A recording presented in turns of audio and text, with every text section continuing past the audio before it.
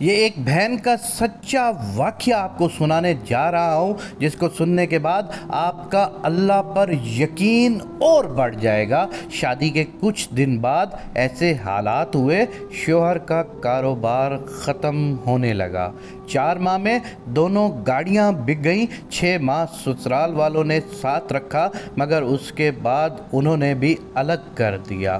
آج بھی وہ رات یاد ہے۔ شوہر سے پوچھا، سنیے ہمارے پاس تو 2000 بھی نہیں، گھر کا ایڈوانس کیسے ہوگا، اور اگر ہو بھی گیا تو ہر ماہ کیسے گزارا کریں گے؟ شوہر نے ایک پل مجھے دیکھا اور بولا، اللہ مالک ہے۔ اپنی شادی کا منہ دکھائی کا سیٹ بیچ کر ایڈوانس دیا اور گھر لے لیا۔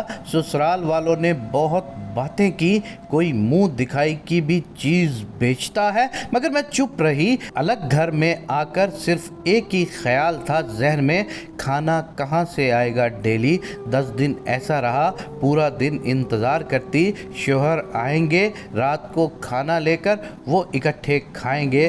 آج بھی یاد ہے، رات 2 بجے کا وقت تھا، جائے نماز پہ بیٹھ کر صرف رو رہی تھی۔ اسی وقت یہ الفاظ تھے، اللہ پاک سب بولتے ہیں، میں منحوس ہوں، شادی کی شوہر کو برباد کر دیا، میں یتیم ہوں، باپ بھی نہیں جس سے جا کر کچھ پیسے مانگ سکوں، اب تو ہی میری عزت رکھ لے، اے خدا اب تو ہی میرا خیال رکھ لے۔ یہ بول کر قرآن پاک پڑھنے کو لیا اور سورہ بقرہ پڑھنا شروع کر دی۔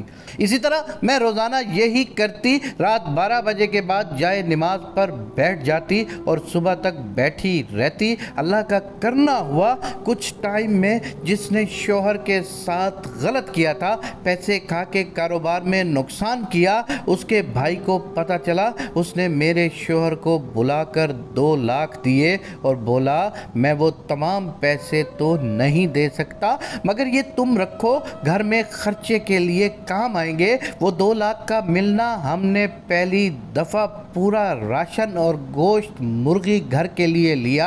اللہ کا کرنا، میرے شوہر کے تمام پرانے کلائنٹ نے ان سے رابطہ شروع کر دیا اور اس 1 سال کے اندر ہم نے اپنا تمام قرضہ اتار دیا۔ ڈرائنگ روم کا سامان، اے سی اور کار بھی لے لی، مگر کچھ کام ایسے تھے جو میں ضرور کرتی رہی۔ سورہ بقرہ میں پڑھتی رہی، پرندوں کو باجرہ ڈالتی رہی، جو کام والی آتی تھی اس کو تازہ کھانا کھلاتی، اپنے ساتھ بٹھاتی، جب بھی گوشت مرغی لاتی ماسی یا ضرورت مند کا حصہ پہلے نکالتی۔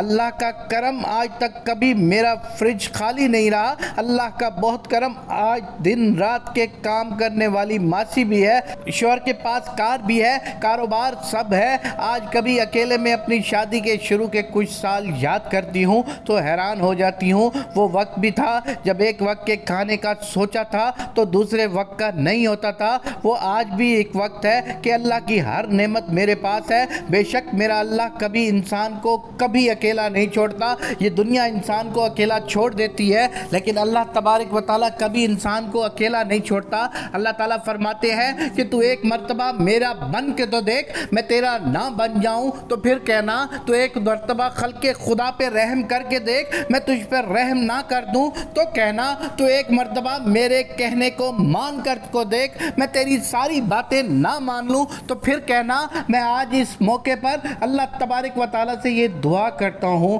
کہ اے میرے پاک پروردگار، جس طرح تو نے اس شادی شدہ عورت کی بات کو سنا، میرے پاک پروردگار، پاکستان کے حالات آج کل بہت برے ہیں، میرے پاک پروردگار پاکستان کے ہر بندے پر رحم و کرم فرما دے۔